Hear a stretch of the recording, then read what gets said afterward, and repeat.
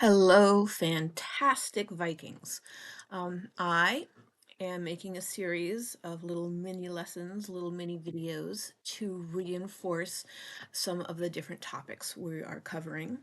And so this is my mini lesson on air pressure. So, to know what air pressure is and to understand air pressure, we first have to think about pressure. And pressure is any push. So air pressure, well, any pressure is a push.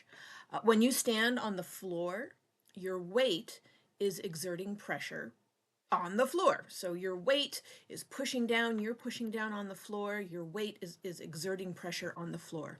When I say exerting pressure, it's like saying it's giving pressure, it's giving a push to the floor. Now, if you were able to balance a book on your head, you can try this if you'd like. But if you balance a book on your head, the weight of the book is exerting pressure on your head. The weight of the book is pushing down on your head. So let's consider an example. So we know pressure is a push. The more weight something has, the bigger a push it will give, and that means more pressure. So here, who is feeling more pressure? Now here's Mr. Glenn. Look how happy he is to see you. And here's Mr. Hendershot. Also, so glad to see you.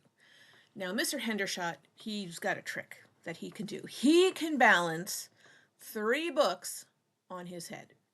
Look at that. But Mr. Glenn, anything Mr. Hendershot can do, he's going to try and do better. So look at him. Mr. Glenn, he can balance all those books on his head. Who is feeling more pressure on their head? Well, Mr. Hendershot has what? 1, 2, 3 books. And Mr. Glenn has there's a whole lot of books. So more books, more weight. More weight is a bigger push. A bigger push is more pressure. So Mr. Glenn is feeling more pressure. Mr. Hendershot is feeling some pressure, but Mr. Glenn is feeling more pressure. Well, pressure, then, that push, it's the same thing in air pressure, where air pressure is the push from the weight of the air mass above you.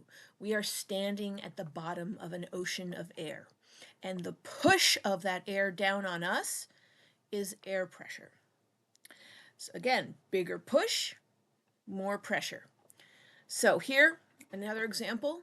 Who is feeling more air pressure here? So here's Mr. Glenn.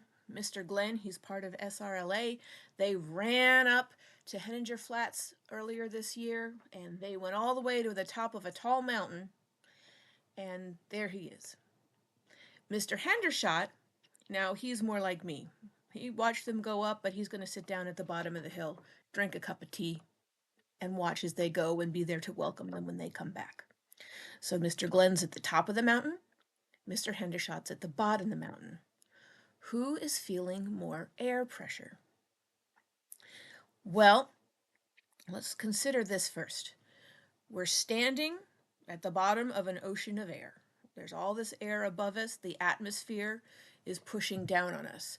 So there's not one line that's the top of the atmosphere, but let's say up here, we're going to measure from this point. We're going to call this part kind of the top of the atmosphere, and we're going to consider the weight of the air from this line down. So there's all that air pushing down on them. Mr. Glenn has this much air pushing down on him. Mr. Hendershot has this much air pushing down on him. Who's feeling more air pressure? What do you think? Now, one big misconception is that a lot of people are going to say Mr. Glenn has more air pressure because he's up higher. But it's the opposite. Air pressure isn't about how you don't have greater air pressure by going up high. It's how tall that column of air is that's pushing down on him. Mr. Glenn has this short column of air pushing down on him. Mr. Hendershot has a much taller column of air pushing down on him. It's kind of like the books. A short stack of books is a littler push than a big stack of books. That's a bigger push. So the lower elevation you are, the taller that column of air is, and the higher the air pressure is on you. So there's an introduction to air pressure. But here's something else you have to consider. Air pressure, we know it's the push from the air mass above you. It's the pressure from the air mass above you. But the temperature of the air also matters. You've been thinking about convection, and we looked at lava lamps. And so in this lava lamp example, there are fluids inside the lava lamp, and we know that there's a light bulb down here in the base that gets the bottom of the fluid very hot. And the melted wax, when it gets warm, when it heats up, it becomes less dense and it rises. And when it becomes more dense, it cools down, it becomes more dense, and it sinks. And a convection current is formed because the hot fluids that are warm up at the bottom, the hot fluids rise, I should say the warm fluids rise, and then they cool down and the cool fluids sink. That's just convection. So, just one more time. The temperature of the air mass matters, and you know that warm fluids rise and cooler fluids sink. Air is a fluid, so warm air rises and cool air sinks. So, where the cooler air is sinking down, if you have a lot of cooler air in the atmosphere, cooler than what's surrounding it, it will sink down. And as it's sinking down, it's pushing down a little bit more. And so that is going to be an area of higher air pressure, not because of the elevation, but just because the air is cooler and it's sinking. And as it sinks, it pushes down. Warm fluids rise up. And so there's still weight. The warm air, the warmer air still has weight, but because it's rising up, it's a little bit less of a push onto the ground. So that's an area of low pressure. So what does that mean if we're looking at a place on Earth? Now here is a very cool GIF by V. Ryan that they made showing a convection current in the atmosphere. So you can see there's an area over here over the land where the land is getting warm, the warm land is warming up the air, and the warm air rises. There's another area over here that's over the water, and water takes a long time to warm up. So the air here, it's just cooler. It's cooler than the air that's over the land. So you have cooler air descending here, cooler air sinking down. And that creates this really well illustrated convection current, a convection cell in the atmosphere. So warm air is rising, and then it cools down, it sinks down, and then it moves over to the land again, warms up, and you have this convection current form. So what does that mean about air pressure?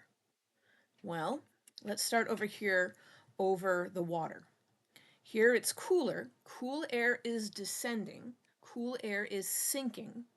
So that means there's an extra push down. So the air pressure here is a little bit higher.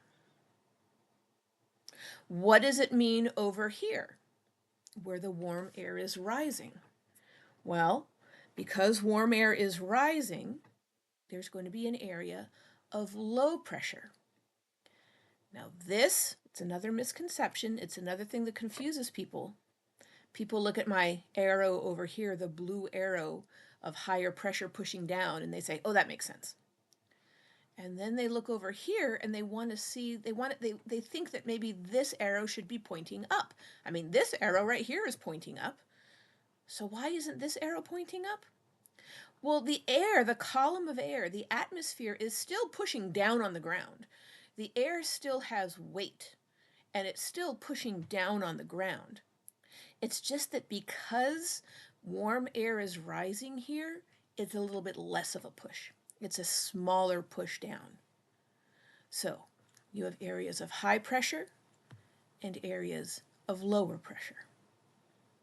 So I hope this has helped you understand why some areas on Earth will be an area with higher air pressure and what that means about the motion of air in that area, and why some areas of Earth are low pressure and what's happening to the air over in that location. Thank you for joining me for this explanation, and I'll see you in the classroom.